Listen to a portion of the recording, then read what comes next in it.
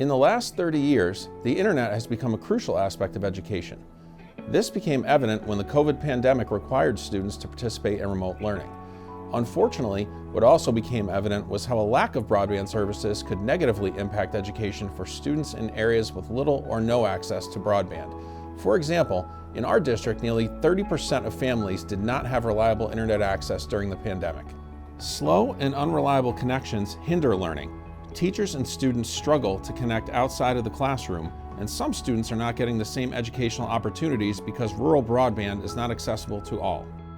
The need for equal access to broadband in these areas is urgent, as it directly impacts the quality of education and future opportunities for all involved.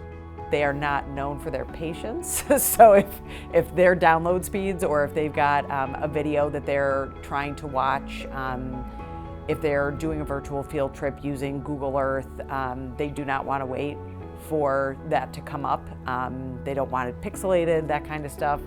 Having a faster, more reliable internet is really helpful. I think it's important because, like, during the pandemic, not a lot of people had really high-speed internet, and education was at like a standstill.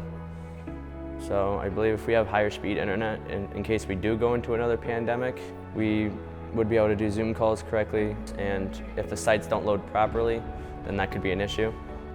We do still have a couple of pockets where we do not have access to internet, which make it really difficult because a lot of the big providers do not want to address those small pockets of inaccessibility. So I do think it is really important, especially because oftentimes those are some of our students who struggle the most to participate in school. It's really important that we have ways for them to access their learning, whether they're at home or they're on our campus.